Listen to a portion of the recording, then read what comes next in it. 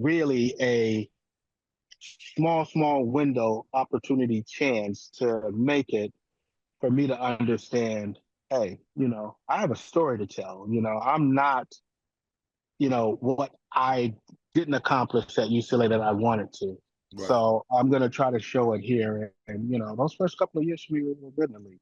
No, no, I remember. Like I said, I remember Yeah. you was on Washington and you were Hmm. killing. And I was like, now I see that he actually like toned down his game at UCLA.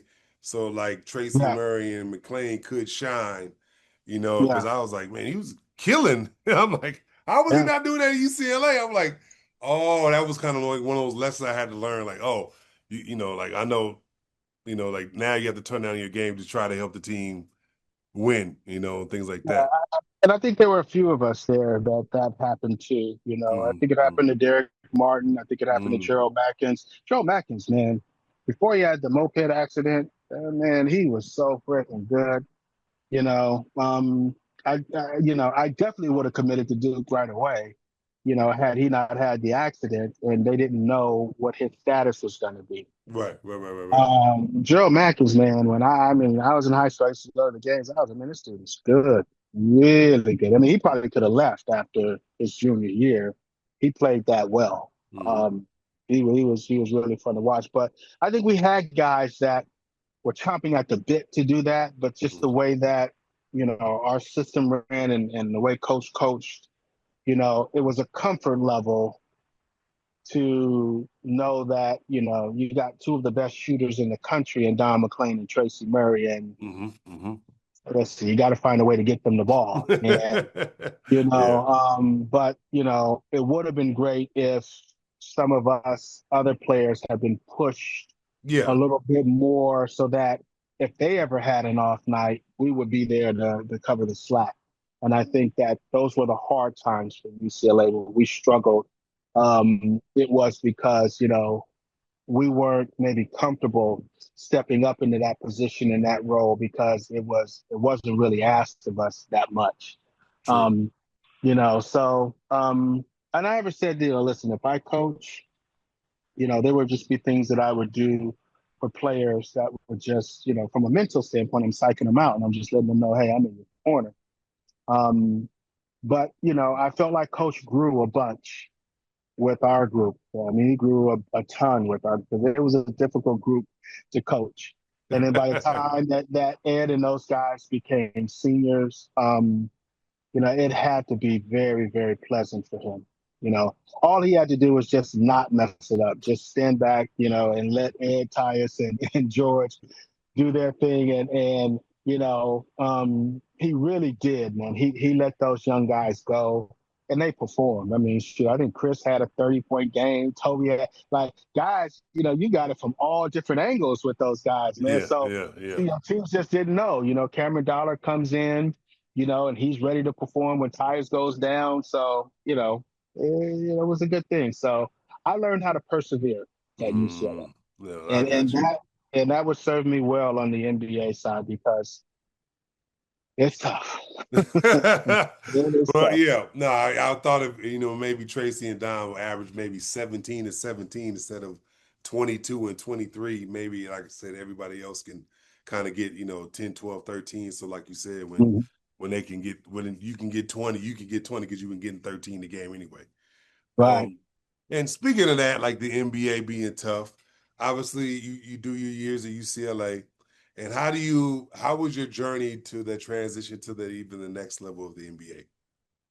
Well, I didn't get a chance to participate in any other postseason games. We tried to call Marty Blake to get in. Marty Blake, who was the guru, the person that the NBA leaned on for scouting and talent. They didn't have all of the services that they have today to be able Right. to scout kids. So he was like, I don't think he's an NBA player. So I missed all of the camps. Draft came and went. My agent, a guy named Mike Arias at the time, called the Washington Bullets, and I think they just wanted to bring me in to be a body. Oh yeah, we love him. Let's bring him back in for summer league. And I go into camp at summer league, and I mean, man, every chance I got to tear that rim down, I tried to put my head in it. And I ended up playing really well for them in summer league. I made the roster. We went up to Westchester, New York. I think I was the second leading scorer on the summer league team behind Don McClain. And they offered me a partial contract, offered me $5,000. And I said, man, I had another invite to go with the Golden State Warriors to participate in the Utah Summer League, which was the big summer league at the time. Right. So I told them, I said, they said, hey, listen, it may not be here when you come back. I said, I want to take my chance. I'm going to bet on myself. So I went out to Summer League with the Golden State Warriors. I played well there too, but they had drafted Chris Webber with the number one pick, a guy named Josh Grant from Utah, who was a really solid player. I played solidly for them, but not enough to even warrant them offering me a contract to come to camp. So I Right. went back to the Bullets, and the Bullets said, now you just got to make the roster. So people were telling me, and this is what I talk about when I say you have to write your own story. The Bullets had 16 guaranteed contracts. So I had to beat out two guys in order to make that roster. Right. They had 15 guarantees, I'm sorry. And I had to beat out a guy to make that roster. Mm-hmm. And I go to camp, and Wes Unseld on day one, in front of Mr. Poland, who was the owner of the team, and John Nash, who's the general manager. He says to us, if you show me that you deserve to be here, I will keep you here. And there's nothing that he can do or he can do. And he pointed to those two. And I was like, okay, here we go. Okay. And the first day of training camp, man, I pulled up, my back stiffened up, and I was on the ground, and it was the hardest thing that I ever experienced. And I went back to the room after that first practice, and I asked myself, I said, do you really want this? Mm-hmm. Do you really want this? I went to bed probably at 6 o'clock to get up for an 8 o'clock, a 10 o'clock practice. I went to bed early, man. It was hard. And the next day I got better. Right. Day after that, I got better. By the third day, I'm in my thing now. Okay. So guys that I had looked up to, played against in college or watched on TV, I'm going to work on them. Right. I'm a little bit bigger, a little bit stronger, more athletic, and I'm putting in some work. So they end up cutting two vets to make room for me. And they kept me and Kenny Skywalker. And I remember first game was against the Philadelphia 76ers, who was my favorite team growing up. I love Dr. J. Of course. I went 0 for 3, shot an air ball, man, but you couldn't tell me that I wasn't the happiest guy in America that day, man. I'm telling you, bro, I saw that uniform and I put it on. It was unbelievable. And then I just waited. And I remember I was stretching with Michael Adams one day. Michael Mm-hmm. Adams was my vet. He was a 10-year guy. He was the best. And he told me, he said, Mitch, stay ready. Say these guys fall like flies around here. It was a funny thing that he said. And then not maybe a week or two later, unfortunately, Rex Chapman dislocates his ankle. Yeah. It's like, it's crazy. You see it, it's just hanging differently. But like, whoa. And then, probably a month later, maybe 3 weeks later, Calvert Chaney gets a high ankle sprain. Mm-hmm. And we're rounding out the season now. We're not going to make the playoffs. We're not very good. It's February. They just tossed me in the lineup. I think the first game I had something like 18-5 or something like that, 18-6. And it just starts to take off for me.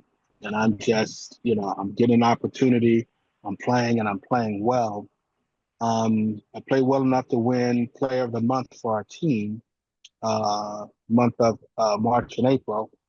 And I got offered a 4-year contract from there. And then it just, from there, it just took off, man. But again, I didn't, Marty Blake at the end of that season, Right. he used to write an encyclopedia on every single player in the league. And I remember seeing it, and I looked under my name, and he said, I completely missed the boat on this guy. He will be a 10-year NBA veteran. And I was like, whoa, that's a pretty high compliment coming from the head scout, the head guru from the league. And I didn't quite get 10. I got 8. But, it was a grind, bro. It was a grind. Yes. Yeah. No, man. Like I remember, like I said, I used to watch y'all because of Yeah. obviously you and Don McClain, and obviously when Weber eventually got traded there. But like Mm-hmm. I remember the crew that was Yeah. there. And that was like the young and exciting team. You know, uh, And let so me say like something to that, Trav. I think they made a mistake there. Like the pieces were there. They right, never gave the pieces a chance to gel because they end up moving um, Don McClain. right, They brought in Robert Pack. right. You got Chris Webber, Jawan Howard. We draft Rasheed Wallace. Yeah. You got Think George about. Mensah, and then you got Calvert Cheney, who was the National Player of the Year the year that I came out, and he came out in '93. Mm-hmm. Mm-hmm. So you keep this team together, and you give them 3, 4 years or 5 years of playing together, you may Mm-hmm. have something. And they busted it up really quickly because Rasheed only got a year there, and then he and I were traded to Portland for Rod Strickland and Harvey Grant. And Yeah. it's like, dude, I, like, you know, I, and then you probably really trade the wrong piece. yeah. You know, Yeah. Yeah. Rashid was a young, long, athletic big. Jawan was a pro. Yes. Was Yeah. a pro. He was a pro all the way through every single thing that he did. On the court, off the court, he was a pro. He was safe. Chris Webber was an uber talent. You Mm-hmm. just, Mm-hmm. it could have went either way with Chris, and then Chris got into some places that really catered to his skill set, his ability to pass and play make, Mm-hmm. and make plays for himself and others when he got to Sacramento, and that's when you really saw his full evolution. Mm-hmm. Um, but Rasheed was when you watched Rasheed, you're like, man, this dude can shoot the He's the three. most, yeah, he's He can most he talented can, out of the three. yeah, He's he get most out of post. Yeah, he runs the floor. He can block shots. He's long. And he was super young. right. Um, so you didn't, I just felt like they didn't give that team enough time to gel. Had Oh, they, it could have been a really special team. yeah. Yeah. I mean, Yeah. think about it. You got three like all NBA forwards all on the same ticket. They Hmm. all could play together. Maybe not all three play together, but you had Rasheed, Juwan and Weber. They all became Yeah, all man. NBA. So I'm like, that's crazy. Yeah, yeah, it's nuts, man. It's nuts. They gave up on it a little bit too soon, Mm-hmm. Mm-hmm. Mm-hmm. Mm-hmm. But, that happens a lot in the league. So Yeah. it's Yeah. what it is. So you obviously get traded to Portland, you sign your 4-year deal. Uh and then what happens after the 4 year, like basically the fifth year of your NBA career? So it's a grind then. I've fallen out of the rotation. My guy was Wes Unseld in the league. He loved what I brought to the table. Fiery competitiveness. He loved that I was a really good one-on-one player, that I could beat most guys to the cup. That I could get fouled a bunch. I wasn't a great free throw shooter, but I got fouled a bunch. Was able to get to the line, and that just helps your team when other teams' players are in foul trouble, and your starters come back on the floor. They're less apt to want to pick up additional fouls, so it makes the game a little bit easier for them. Right. And then I had Jimmy Lynam, and Jimmy and I kind of fell out of sorts real quickly, and that's when I got traded to Portland. And then it became this thing of, how do you reinvent yourself, and are you going to get a fair chance to? And I didn't feel like I did that first time around in Portland. It was a crazy team. we had some man, we had some guys on that team, talented, but man, they were different. It was a different crew. I mean, we had We had Antonio Wingfield, who was crazy talented. You're talking Right, about right, right. 6'9", can shoot it. He had all the skills in the world, man. But you couldn't tell D'Antonio too many things before he fly off the handle on you. We had Gary Trent, the Shack of the I Mac. remember Gary Trent, the Shack of the Mac, the Shaq. I remember Gary Trent. Gary was finding himself as a basketball player. He was just rounding into who he was going to become in the NBA. So he was trying to carve out his space. Um, we had Eric Barkley, who Mm. was super talented point guard, and he wasn't getting a fair shake, and it was just eating away at him, and he would just lash out. Um, Kenny Anderson and J.R. Ryder, who were vets that were talented and good, but it was just different, man. Those are my guys, but they were my graduating class, and they were just different. So it was a unique crew of guys that PJ Carlissimo. It was crazy to just watch him try to coach this team, man. It was a different group of guys. So, and we were just we were good enough to make the playoffs. Hmm. Um, but that was it, as a 5 seed, and we were going to be first round and done. Um, uh, the talent was there. I don't know any coach that could have gotten all of that talent to work well together because it was just the personalities. Yeah, yeah. Imagine. I only can Yeah, imagine. Yeah, like yeah. yeah, those personalities were going. We had Uncle Cliffy too. Uncle Cliffy was our vet. One of the older guys. I was a vet shoot at that time. I'm 5 years in. But we were just trying to figure out, really, who we were as basketball players. Man. It was Right. crazy. Yeah. Well, no, I feel you. Now you do your 8 years in the league. What's next? What was the next thing to happen after? So it was weird, man. I ended up going from Portland to Cleveland for 2 years, played for Mike Fratello, probably one of the best coaches I've ever played for. Hmm. Mike Hmm. Fratello was fair. He got on the top guy, and you knew if you were the bottom guy, you made a mistake, he was going to get on you too. So he got on Sean Kibbs, Junior Zavalskis, Derek Anderson, Brevin Knight, Wesley Person. It didn't matter. He was getting on all of those guys if they made mistakes. There are certain coaches that I played for that wouldn't say anything to the star guys, and you step on the court, you make one mistake, and they just chew you out. And Yeah, you're like, right, man, like, okay, man, listen, I understand, I made a mistake.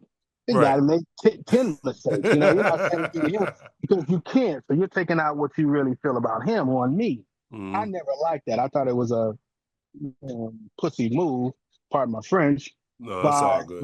by these coaches, but these guys did that a bunch. Mike Fratello wasn't like that. So the experience with Mike was really good in Cleveland. I think if Mike had stayed on as coach there, I probably would have played maybe 12 years in the league. We had a good rapport. I understood what he wanted on the court. I went out and I was able to do those things effectively and well for him. He enjoyed, I think, the things that I brought to the table. And I felt comfortable with him. I left there, went back to Portland for a year, spent some time with Maurice Cheeks and a new crew of guys. And this was a more mature team with Dale Davis, Scottie Pippen, Bonzi Wells, Damon Stoudemire. It was a really good Yeah, team. But again, I think guys were a little long in the tooth and just not able to handle Kobe, Shaq, and of that course. whole Yeah. that train that was coming down the track was a beast at that Hmm. particular time.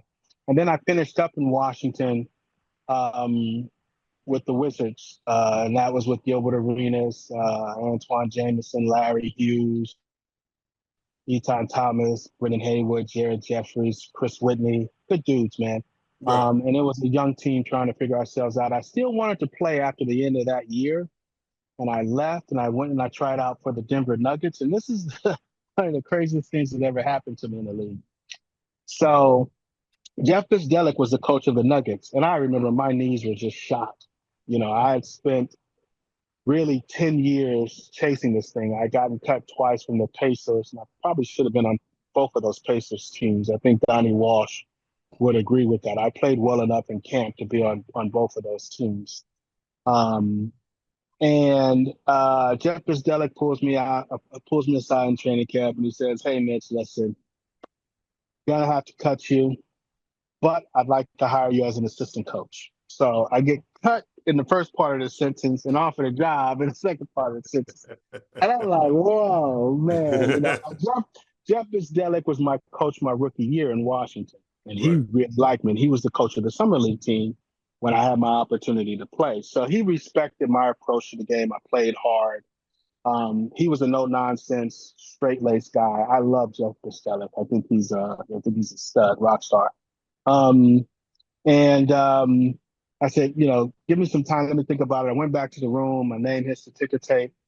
Um, I get an offer from another NBA team to come on as an assistant coach. And then the Wizards called me. Ernie Grunfeld had a spot open. He said he left it open the whole summer in hopes that he would be able to come back to me if I didn't get a job and hire me for the position. And it was director of player development. So I did that for a year. Mm-hmm. After I was done, I was director of player development with the Wizards. Um, we had a really good team with Gilbert and those guys. We went to Yep. the second round of the playoffs. We beat the Bulls. Yep. I remember that. Yeah, Eddie Jordan was the coach. We ran the Princeton style offense, and Michael Corrin and Phil Hubbard, and he had a really good staff of guys and successful team. The guys grew and did really well. So I did that for a year. I had a conversation with your guy, my guy Earl Watson, and we were talking about player representation, and he was asking me about people, and I said there are many guys out there, like I named off 10 guys for representation, and he said, "Well, what about your guy, Dan Fagan?" I said, "Yeah, he's good too." He's like, "I'm gonna call you at the end of the season," and I was like, "Cool." He said that, and I was like, "I didn't think Earl was gonna call me," but sure enough, end of the season comes, Earl calls me. I set up a meeting with he and Dan Fagan. He goes in, he meets with Dan, and he's like, "Look, I'll come on board, but I want Mitch to be on board too." So Dan Fagan makes me an offer that I can't refuse. It's way better than the Wizards offer. I get to come home and stay with my kids and my wife, and not have to, live in separate places. So I took the job, and Earl Watson was my first client on the agent side. So I coached a year after I was done playing, and then I jumped over to the agent side of the business. Okay. Okay. Yeah. Did you know now? I know it's like you. I mean, you're one of the few lucky ones that literally like go from NBA straight to a nice, NBA job kind of thing. Did you know like that was you? Did you know after your eighth year of the NBA? Did you know like, look, this is it? Like, I'm not open no more. Yeah, I knew my body. It's like I had an offer to go to Turkey for $500,000 Right. for the year. So, and and I was like, gotta stop chasing the money and just go ahead and move into the second stage of your career. Now, Warren Legary, whom I believe he was around the program when you were around, and who now runs the NBA Summer League. Right. Um, Warren was, and I don't know if he still is. He was a high-powered agent for NBA personnel people and coaches. And he always was like, "Mitch, you'd be a great coach. I want you this, that, or the other." And even to this day, when we see each other, we joke about it. He's like, "God damn it, you picked the wrong profession. You gotta have your job right now. You be running your own team." Um, because I built good rapport. I had good relationships. My character was never in doubt or in question. My work ethic was never in doubt or in question. Um, I watched and I studied the game. Um, all of the teams that I played on, I knew everybody's position. Everyone's. I mean, even when Eddie Jordan put in that Princeton style offense, and I was just smart enough to know, hey, if you know everybody's role and position, reps are hard in training camp. Usually it's reserved for the first and the second unit. And if you're Right. on the third unit, which I was on most of the time, you got to find a way to get yourself on the floor. Right. So, Brendan Haywood wouldn't, if he got hurt or he was tired or he needed a break, shoot. I run right into the 5 position and I just start doing my thing at the 5 position. And I knew where to hand the ball, where to go and screen, and what to do. And in that Princeton offense, once the ball starts moving, anything can happen based upon where the ball goes. Right, right, right, right. And it's not a call or a play. I mean, it's an initial call, but once the play starts and you start moving, it's all predicated on where that ball goes. So I made sure that I knew everybody's position. And I think people thought that, hey, he's smart enough to know the game from several different positions, that, I could potentially, get on the bench and, at some point maybe earn myself an opportunity to coach a team. Right. That makes sense. That Yeah. definitely makes sense, man. Yeah. And obviously now look at you, doing the Yeah. thing, been doing it for a while. I Right. respect it so much, man. I respect it so much. Thank you, family. No, definitely. Well, I want to say thank you. You know what I'm saying, Rich, man? Like, Yeah. like this has been a true honor and a blessing for me. Because like I said, you were one of the reasons why I went to UCLA, because I used to love to watch y'all so much, man, when I was growing up. So I just want to say thank you once again, for everything. Please let everybody know where they can find you and see what, let you know what you're doing right now. Here we go, man. So I'm on Instagram at UCLA 23 Mitch. You can tag me there, look at me there. I'm on that. I really don't do the Facebook or any of the other stuff that much. So I'm on the threads there as well. So, but really, man, the biggest thanks goes out to you, man. You guys made us proud, man. You guys did great. We love seeing the little bros do their thing. We always wanted you guys to come and take our jobs from us. We were just holding them for y'all, and you guys are going to do the same thing for the next crew to come along. So, it's Bruins for life, baby. Bruins for life. Always, Yes, always, indeed. always. Yes, indeed. Well, I want to say thank y'all for listening and watching. Obviously, this will be for YouTube, and then everybody for listening on Spotify. You can follow me at Travis W. Reed. It's REED Travis W on Instagram. Got the new website out. It's at aathletesjourney.com. aathletesjourney.com. Like I said, I have everything on there, the merch, everything, for you to look at, plus consulting, public speak, all that stuff. So like I Get said, it. you can follow me, like, share, subscribe, and I'll talk to you later. Peace. My God.